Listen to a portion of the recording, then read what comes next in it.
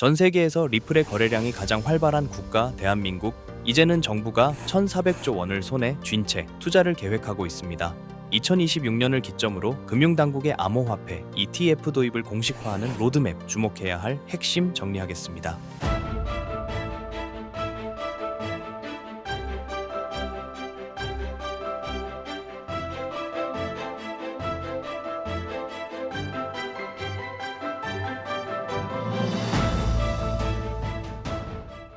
사실 그동안 리플은 우리에게 참 아픈 손가락 같기도 했고요. 때로는 끝을 알 수 없는 기다림을 주기도 했죠. 그런데 제가 오늘 여러분께 드리고 싶은 말씀은 하나입니다. 이제 그 지루한 기다림의 끝이 보이기 시작했다는 겁니다. 왜냐하면 바로 한국에서 1,400조 원급 자금 유입이 본격화될 수 있는 길이 열리고 있기 때문입니다. 그게 대체 무슨 말이냐 싶으시죠? 최근 발표된 정부의 경제정책 방향과 보도자료들을 꼼꼼하게 살펴보셨나요? 놀랍게도 우리 정부는 2026년을 기점으로 암호화폐 ETF 도입을 공식화하는 로드맵을 그리고 있습니다. 이건 단순한 소문이 아닙니다. 금융당국이 제도권 안에서 가상자산을 어떻게 관리하고 어떻게 투자 상품으로 바꿀지 구체적인 고민을 시작했다는 증거예요.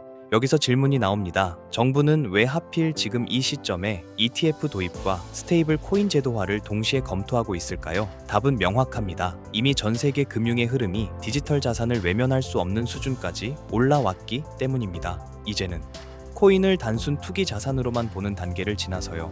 제도권 출입문을 만들어 기관의 거대 자금이 안전하게 들어올 수 있는 길을 닫겠다는 선언에 가깝습니다. 즉, 규제의 시대가 끝난다는 말이 아니라 규격의 시대가 열린다는 뜻이에요. 돈이 들어오려면 돈이 통과할 수 있는 정문이 필요하거든요. 여기서 우리가 주목해야 할 점이 있습니다. 한국 시장의 특수성이에요. 대한민국은 전 세계에서 리플 거래량이 가장 활발한 국가 중 하나입니다. 투자자들의 이해도가 높고 수요가 확실한 자산을 두고 정부가 굳이 다른 길을 돌아갈 이유가 있을까요? 결국 한국형 암호화폐 ITF의 첫 페이지는 우리가 가장 잘 알고 또 가장 많이 보유한 XRP가 장식할 가능성이 높다는 겁니다. 이걸 저는 이렇게 표현하고 싶습니다. 이제는 가능성의 문제가 아니라 언제, 어떤 절차로, 어떤 형태로 등장하느냐의 시간표 문제라는 거예요. 제가 왜 이렇게 단호하게 리플을 말씀드리는지 궁금하시죠? 답은 거래 대금과 유동성에 있습니다. 비트코인의 시가총액은 리플보다 15배나 큽니다. 그런데 실제 시장에서 움직이는 돈의 활력, 즉 거래 대금을 보면 리플이 비트코인을 압도하는 순간이 정말 많아요. 이건 무엇을 의미할까요? 시총 규모에 비해 훨씬 더 뜨거운 엔진이 리플 안에서 돌아가고 있다는 뜻입니다. ETF를 설계하는 금융사 입장에서 생각해보세요. 가장 중요한 건 내가 원할 때 언제든 매수하고 매도할 수 있는 유동성입니다. 유동성이 약한 자산은 아무리 스토리가 좋아도 상품으로 만들기 어렵습니다. 반대로 유동성이 강한 자산은 제도권이 붙는 순간 통로가 열리기 쉬워요. 그리고 여기서 중요한 장면이 하나 더 나옵니다. 이미 해외에서는 XRP ETF를 통해 자금 흐름이 관측되고 있다는 겁니다. 최근 XRP ETF는 출시 이후 단 하루를 제외하고 매일 순유입을 기록하며 초록빛 물결을 이어가고 있다는 이야기가 나오고 있죠. 비트코인이나 이더리움에서 자금이 빠져나가는 날에도 XRP ETF는 꾸준히 순유입을 기록했다는 겁니다. 여기서 포인트는 이거예요. 가격이 폭발적으로 상승하지 않는데도 자본이 계속 들어오고 있다. 이건 대체 뭘 의미하냐? 바로 기관들이 여러분 눈을 피해 조용히 물량을 모으고 있다는 신호일 수 있습니다. 가격을 급격하게 올리지 않으면서도 자기들의 그릇을 채워나가는 아주 영리한 맷집이 진행되고 있다는 해석이 가능하죠. 기관 투자자들은 우리 개인처럼 감정에 휩쓸려 매매하지 않습니다. 그들은 수익률과 리스크를 계산하고 무엇보다 제도적 확신이 있을 때 움직입니다. 그런 기관들이 XRP ETF에 지속적으로 돈을 밀어넣고 있다는 건 이미 내부적으로는 가치 산정과 규제 리스크에 대한 계산이 상당히 끝나가고 있다는 신호로 읽힐 수 있어요. 이제 우리 시장에서 가장 영향력이 큰 존재를 이야기해 보겠습니다. 바로 국민연금입니다. 아마 많은 분들이 이렇게 알고 계실 거예요. 국민연금이 코인을 직접 사는 건 불가능하다. 맞습니다. 지금의 법체계상 국민연금이 거래소 계좌를 열고 직접 리플을 매수하는 건 사실상 어렵습니다. 그런데 여기서 방금 말씀드린 ETF라는 마법의 단어가 등장합니다. 국민연금은 1,400조 원이 넘는 자금을 굴리는 공룡이고요. 직접 투자가 어렵다면 간접 투자 상품, 즉 ETF로 시장에 진입합니다. 만약 한국 거래소에 정식으로 XRP ITF가 상장된다면 어떻게 될까요? 그 순간 국민연금이 리플에 투자할 수 있는 법적 제도 정문이 열리는 겁니다. 여기서 상상 실험을 하나 해보죠. 국민연금이 전체 자산의 1%만 XRP ETF에 배분한다고 가정해보세요. 이건 개인들이 조금씩 모으는 돈과는 차원이 다른 유동성 공급입니다. 기관과 연기금이 들어올 수 있는 규격화된 상품이 존재하느냐 아니냐는 자산의 성격 자체를 바꿔놓을 수 있다는 거죠. 그리고 시장은 늘 그래왔습니다. 돈이 들어오기 전에 먼저 움직입니다. 나중에 연금 들어오면 사야지 라고 생각할 때는 이미 가격이 저 멀리에 있을 가능성이 높아요. 한국에서 ETF가 출시된다는 건 결국 대한민국 자본의 정점에 있는 국민연금 자금이 리플로 유입될 수 있는 공식 파이프라인 설치를 의미합니다. 그리고 이번 정부 발표에서 우리가 놓치면 안 되는 키워드가 하나 더 있습니다. 바로 스테이블 코인 제도화입니다. 정부는 단순히 투자 상품인 ITF만 보는 게 아니라 실생활 안에서 결제 수단으로 쓰일 스테이블 코인을 제도권 금융으로 끌어들이려 하고 있습니다. 이 지점에서 리플의 진가가 드러납니다. 리플은 처음부터 금융기관의 송금과 결제를 목적으로 설계된 프로젝트예요. 리플이 레이를 인수하면서 전 세계 스테이블 코인 결제 시장의 약 10%를 이미 확보했다는 주장도 나오고 있죠. 이건 미래 계획이 아니라 지금 이 순간에도 돌아가고 있는 현실로 이야기됩니다. 전 세계 B2B 결제 인프라의 큰 축을 이미 리플이 담당하고 있다는 거예요.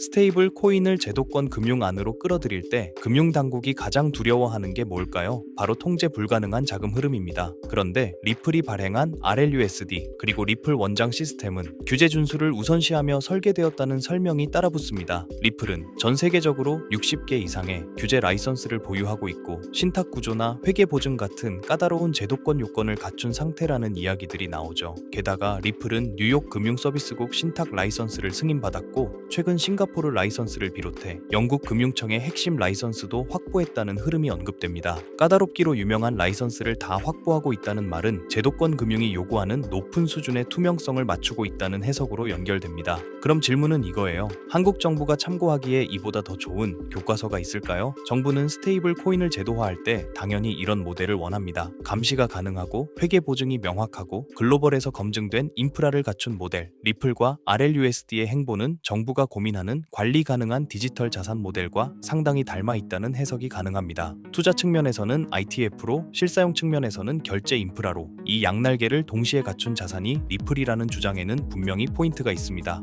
여기서 한 걸음 더 들어가 보겠습니다. 일반 투자자들은 스테이블 코인 제도화라고 하면 달러에 고정된 코인을 쓰는구나 이 정도로만 생각하기 쉽습니다. 하지만 금융의 관점에서 보면 이건 완전히 다른 이야기예요. 정부가 스테이블 코인을 제도권 안으로 수용한다는 건 결국 원화와 디지털 자산 사이의 벽을 허물겠다는 뜻입니다. 그 벽이 허물어지는 순간 가장 먼저 그 통로를 지나다닐 후보로 RLUSD와 XRP가 거론될 수 있다는 거죠. 단순히 거래소에서 사고 파는 자산이 아니라 기업들이 무역 대금을 결제하고 개인들이 해외 송금을 할 때 리플 네트워크가 기반이 되는 세상이 열릴 수 있다는 이야기입니다. 한국의 수출입 기업들이 더 빠르고 더 저렴하게 결제할 수 있는 환경이 조성된다면 XRP의 가치는 지금과는 비교할 수 없는 수준으로 재평가될 가능성도 따라붙습니다. 리플의 성장이 단순 기대감에만 의존하는 게 아니라는 근거로 RLUSD의 성장세가 언급되기도 합니다. 불과 1년 전만 해도 존재감이 미미했던 코인이 지금은 시가총액이 20배 불어나 약 2조 원 규모에 육박한다는 흐름이죠. 자산 시장에서 1년 만에 20배 성장이 자연스러운 일이냐 이 질문을 던지는 겁니다. RLUSD는 단순한 스테이블 코인이 아니라 전 세계 60여 국가의 라이선스, 신탁 구조, 엄격한 감사 등 제도권 맞춤형 자산이라는 설명이 따라붙습니다. 리플이 왜 이렇게 까다로운 절차를 다 지켜가며 스테이블 코인을 키우고 있을까요? 지금 한국을 포함한 전 세계 정부가 요구하는 디지털 금융의 표준에 맞추기 위해서다. 이런 해석이 가능해지는 거죠. 정부 입장에서 검증되지 않은 스테이블 코인을 도입하는 건 엄청난 리스크입니다. 하지만 리플처럼 여러 국가에서 규제를 맞추고 라이선스를 확보한 파트너라면 이야기가 달라질 수 있습니다. 리플은 준비를 마쳤고 각국 정부가 문을 열어 주기만 기다리는 상황이라는 내러티브로 연결됩니다.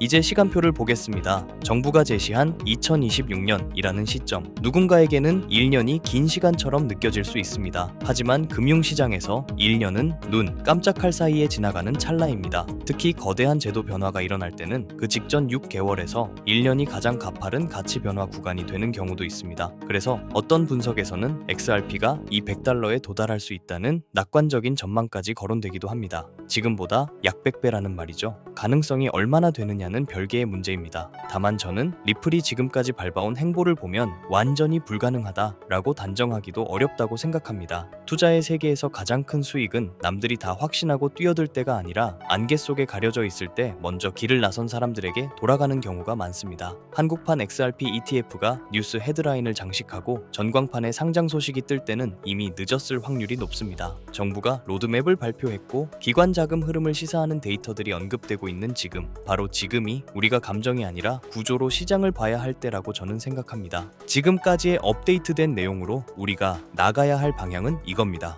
얼마 전 트럼프 행정부가 델타포스를 투입해 베네수엘라 마두로 정권을 정역 체포로 베네수엘라 중앙은행 금고에 잠들어 있던, 그리고 마두로가 은닉해둔 것으로 추정되는 약 60만 개의 비트코인과 세계 1위의 석유 매장량이라는 확실한 담보물이었을 가능성이 매우 높습니다. 그린란드도 마찬가지입니다. 단순한 얼음 땅이 아닌 AI와 양자 컴퓨터 시대의 필수적인 히토류, 그리고 데이터 센터를 식혀줄 천연 냉각 시스템이라는 에너지 인프라를 확보하기 위한 보석입니다. 최근 트럼프의 행보에서 에너지와 관련된 굵직한 이슈는 일론 머스크의 발상과 연결점이 있는데요. 최근 머스크의 인터뷰에서 이런 말을 했습니다. 미래의 화폐는 달러나 금이 아니다. 결국 전력량, 즉 에너지가 곧 화폐가 될 것이다. 지금까지의 화폐는 신용, 즉 미국 정부가 안 망한다는 믿음에 기반한 종이 쪼가리였으니 말이죠. 하지만 AI가 지배하는 세상에서 데이터 센터를 돌리고 로봇을 움직이는 건 종이 돈이 아닙니다. 전기입니다. 전기가 끊기면 AI도, 금융도, 비트코인도 멈춥니다. 에너지를 가진 자가 화폐를 발행하는 권력을 쥔다. 이것이 트럼프와 머스크가 꿰뚫어본 에너지 본위제의 본질이에요. 결국 이 모든 건 미국은 지금 달러라는 종이 쪼가리 패권이 저물어가는 것을 인정하고 에너지와 비트코인이라는 새로운 패권으로 갈아타기 위해 국가의 체질을 뜯어고치고 거라고 봅니다. 지금까지의 부자들을 보면 강남의 아파트, 맨해튼 빌딩 같은 부동산 RWA를 가진 사람들이었잖아요. 하지만 트럼프가 대형 투자자의 주택 매입 금지 행정명령으로 그 문을 닫아버렸어요. 그렇다면 앞으로의 부자는 누가 될까요? 여러분 중 인생을 바꿀 만큼의 부자를 꿈꾸고 계신다면 여기서부터 제가 말씀드리는 내용이 매우 중요합니다. 지금까지 블랙록, 뱅가드 같은 월가 큰손들의 자금 주차장인 미국 주택시장을 트럼프의 행정명령으로 강제로 철거해서 나온 수천조 원의 돈은 어디로 흘러갈까요? 돈은 가만히 있으면 썩습니다. 어딘가로는 반드시 흘러가야 합니다. 부동산만큼 덩어리가 크면서도 아직 저평가된 새로운 그릇이 필요해진 시점에서 미 의회에서는 클래리티 액트에 대한 마크업 심사가 예정되어 있다는 소식입니다. 한쪽에서는 행정명령으로 구시대의 자산인 실물 부동산 매입을 막아버리고, 다른 한쪽에서는 법안을 통해 신시대의 자산인 디지털 자산 시장의 문을 열었어요. 그 때문에 지금 말씀드리고 있는 에너지 인프라 RWA를 선점한 사람이 다음 세대의 부자가 될 가능성이 매우 높습니다. 머스크는 방향을 가리키고요. 트럼프는 판을 깔았습니다. 건물들이 아니라 에너지를 팔아 부동산에서 돈을 빼라. 이 메시지에 월가의 움직임을 보면 가설은 더욱 힘을 얻습니다. 최대 자산운용사 블랙록의 레리 핑크가 바보라서 가만히 있을까요? 아닙니다. 그들은 이미 DTCC, 미국의 탁결 재원과 손잡고 조용히 파이프라인을 깔고 있었을 겁니다. 최근 DTC가 발표한 스마트 나비 프로젝트와 캔톤 네트워크 테스트, 이게 전문 용어라 어렵게 느껴지시겠지만 쉽게 말해서 주식이나 부동산 같은 실물 자산을 코인으로 만들어서 기관들끼리 24시간 거래할 수 있게 만든 고속도로입니다. 이제 감이 오시죠? 결국 트럼프가 그린 큰 그림은 이겁니다. 부동산이라는 아날로그에서 돈을 빼라는 건 우리가 깔아놓은 RWA라는 디지털 고속도로, 그 위로 그 돈을 태워라. 여기서 상식적으로 생각해보세요. 블랙록이나 JP 모건 같은 월가 하이에나들이 자신들의 이 경원짜리 자금 흐름을 누구나 지갑 주소만 알면 실시간으로 다 들여다볼 수 있는 퍼블릭 블록체인 위에서 굴리고 싶어 할까요? 온도나 체인링크는 기본적으로 이더리움이나 솔라나 같은 퍼블릭 체인 위에서 돌아갑니다. 블랙록이 지금 1조 원어치 샀네 하고 전 세계가 다 볼 수 있다는 뜻입니다. 기관 입장에서 이건 발가벗고 돈을 옮기는 꼴입니다. 자신들의 포지션이 노출되면 경쟁사에게 공격당하거나 선행매매를 당할 수 있는데 미쳤다고 그 길을 주력으로 쓸까요? 그러니 냉철하게 생각해서 혹여나, 정말 혹여나 유튜브 조금만 검색해도 블랙록이 묻었다, 100배 간다 하며 너도 나도 추천하는 RWA 대장주를 들고 있으시다면 죄송하지만 장바구니에 온도 파이낸스나 체인링크 같은 코인들이 담겨 있다면 내려놓는 걸 권장드리겠습니다. 제 말의 본질은 기관 자금의 현금화 혹은 송금 목적으로 자금을 이동시키기 위해서는 반드시 퍼블릭 체인과 만나는 인터체인지를 거쳐야만 합니다.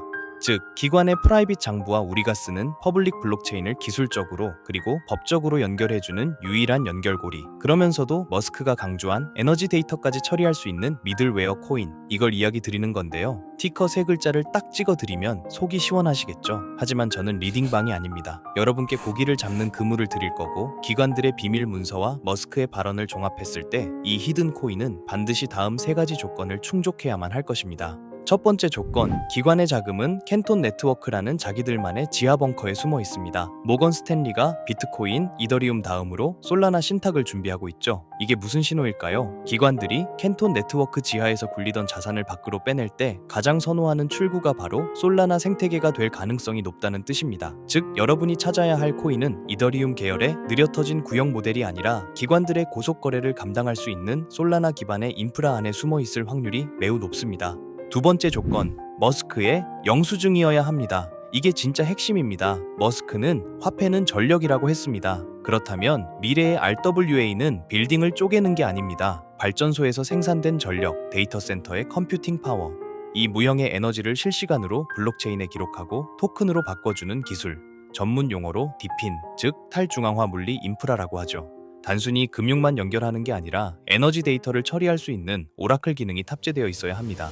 세 번째 조건, 규제 준수 딱지가 붙어 있는가입니다. 클래리티 액트, 이름부터가 명확성입니다. 익명성 뒤에 숨어서 자금 세탁이나 하는 코인들은 퇴출될 위험이 큽니다. 반대로 디지털 신원 인증 기능이 내장되어 있어서 이 돈은 마약 자금이 아니라 삼성전자가 보낸 돈입니다. 라고 꼬리표를 붙여줄 수 있는 화이트리스트 코인. 기관들은 오직 이런 코인만 파트너로 인정할 것입니다. 이 세 가지를 듣고 아직 어떤 코인인지 감이 잘 안 오는 분들, 그래서 지금 그게 뭐냐고 여쭤보고 싶으셨죠? 하지만 제가 공개적인 유튜브 영상에서 덜컥 그 이름을 언급해버리면 어떤 일이 벌어질까요? 그 피해는 또 다른 일반인, 저희 구독자님들이 받을 수 있습니다. 다시 말씀드리지만 저 김도현은 이 채널이 구독과 좋아요로 커지는 것에 도움을 주신 구독자님에게 감사한 마음으로 도움을 드렸으면 드렸지 단연코 회원비, 멤버십 가입을 목적으로 연락드리지 않습니다. 이런 저의 선행을 반대로 악이용의 정보 공유를 빌미로 문자를 받아서 돈을 받고 알려준다는 식의 질이 나쁜 사칭 사기로 피해를 입으실 뻔한 분들이 있어요. 이런 범죄자들의 위험으로부터 간절한 도움이 필요한 구독자님들에게 정보가 잘 전달될 수 있도록 제가 직접 검토할 거고요. 지금 말씀드린 히든 코인의 정보 받으신다고 무작정 담아야 하는 거 아닙니다. 시간이 지나 지금의 가격의 2배, 아니 단기로 10%만이라도 변동되어도 그때 사둘 걸 하실 겁니다. 저는 확실한 목표가를 두고 지금 가격에서 40배 이상의 전망을 보고 있습니다. 100만 원이 4천만 원, 300만 원이 1억 원 이상이 될 큰 파동을 여러분들은 관점과 목표가 없이 가지고 있을 수 있을까요? 제 개인 번호입니다. 이 번호로 전기라고 보내주시길 바랍니다. 제가 꼼꼼히 확인 후 한 분씩 놓치지 않고 꼭 공유드리도록 하겠습니다. 물론 투자의 최종 판단과 책임은 여러분 각자의 몫입니다. 알려드린다고 강제적으로 진행하라는 뜻이 절대 아니란 거예요. 세상에 무조건 오르는 코인은 없으니까요. 하지만 남들보다 한 발 앞서서 제가 분석한 기관과 캔톤 네트워크의 연결고리에 대한 구체적인 근거와 관점을 미리 참고해보고 싶으신 분들이라면 이야기가 다릅니다. 정말 진지하게 공부하고 대응하실 의지가 있는 구독자분들에게만 공유해드리고 싶습니다.